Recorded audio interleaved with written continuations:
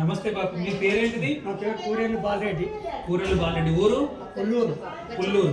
మీ ఊర్లో భజన బృందాలు ఉన్నాయంట కదా? ఉన్నాయి. ఇప్పుడు ఈ భజన బృందాలలో మీరు గుండరెడ్డిపల్లె సిద్ధప్ప వరకవి కీర్తనలు పద్యాలు పాడతారా?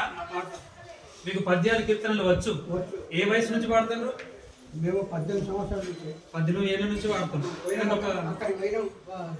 ఆశ్రమానికి కూడా పోయిండ్రు. ఒక పద్యం ఏదైనా పాడండి మా కోసం.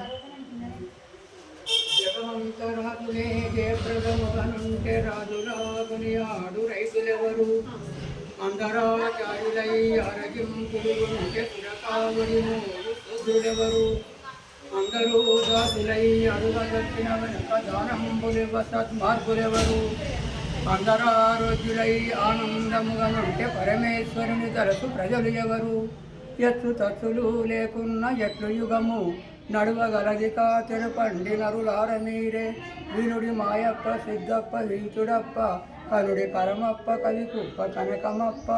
దీని సారం ఏంటంటారు? అందరం కూడా జగమంది అందరూ ఉంటే మన రాజ్యం మేరటోళ్ళు ఉండాలి. మరి అందరు దాసులే దానం అంటే దానం ఇచ్చేటోళ్ళు ఎవరు కావాలి? అందరు ఆరోగ్యులై ఆనందము ఉంటే పరమేశ్వరుని ఎవరు యాద్ చేస్తారు. కాబట్టి ఈ ఎత్తులు తత్తులు అన్నట్టు ప్రపంచం మీద అంత మంచి చెడ్డ అంత కలిసే ఉంటుంది.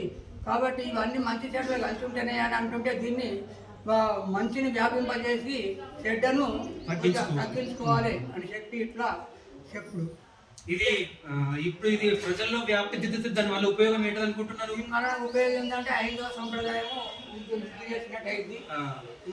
వాళ్ళ జన్మను కూడా కొద్దిగా మార్చగలుగుతాము, వాళ్ళ జ్ఞానాన్ని ఇవ్వగలుగుతాం. ఇప్పుడు చేతికున్న 5,000 ఒక్క తిరగలేనట్టుగానే ప్రపంచం అంతా ఎప్పుడు సమానంగా ఉండదు. అది మనం ఎంత తొందరగా అర్థం చేసుకుంటే మన జీవితానికి అంత మంచిది అనేది పద్యంలో సారం. మన పోతుంటే ఏంటంటే భక్తి అన్నది అందరికి ఉన్నది, కానీ దాన్ని ప్రేరణ చేయాలి. మరి ఇట్లా అందరం కూడా ఎవరి కర్మ వాళ్ళే ఎవరి కుల వృత్తి వాళ్ళు చేసుకుంటున్నప్పుడు దీన్ని వ్యాపించలేకపోతే ఐదవ సంప్రదాయము తగ్గిపోతుంది. కాబట్టి మన సంప్రదాయాన్ని మనం నేర్చుకోవాలి. అంటే ఇట్లా భజనల ద్వారా సత్సంగాల ద్వారా మనం ఇది రోజు ప్రకటించుకుంటే మన చెవులలో ఇట్లాంటి మంచి వాక్యాలు రోజు విన్నప్పుడే మన దృష్టి అటువైపు మరలుతుంది. ఇప్పుడు మనం చేస్తే తర్వాత మన తర్వాత తరాలు కూడా ఆచరించేందుకు అవకాశం ఉంటుంది అంటున్నారు.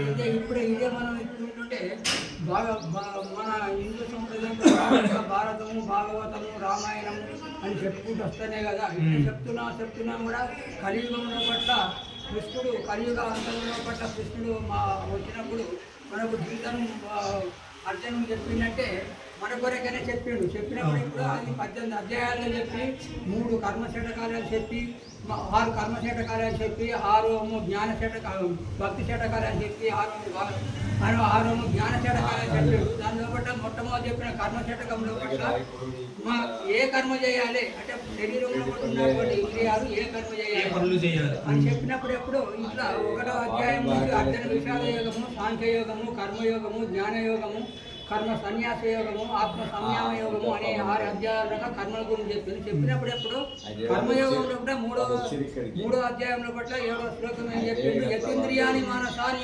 ఆరంభతే అర్జున కర్మేంద్రియాని కర్మయోగ అసక్తత విశిష్టతే. మనసుతోని ఇంద్రియాలను అదుపులో కూడా పెట్టి సత్కర్మ చేయించు. ఈ ఇంద్రియాలను దశేంద్రియాలను సత్కర్మ చేయించు.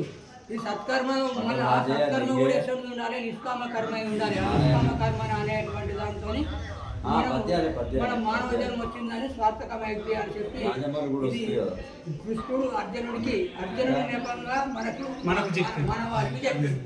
అయితే ఇప్పుడు ఆ బృహత్తర గ్రంథాలలో ఏముంది అనేటువంటిది గీతలు కానివ్వండి, వేదాల్లో కానివ్వండి, ఆ జ్ఞాన సంపద అంతా కూడా మనకి కవులు ఏం చేశారంటే తమ యొక్క తేలిగ్గా ఉండేటువంటి పద్యాలను తెచ్చిపెట్టి పద్యాల ద్వారా మనకి అందరికీ బోధ చేస్తున్నారు. చాలా సంతోషం. మీకు నమస్కారాలు. చెప్తుంటే ఏం చెప్తుంది అంటే కొన్ని దీనిలో కూడా చెప్తుంది ఏంటి? ఇప్పుడు ఒక నరసింహ శతకంలో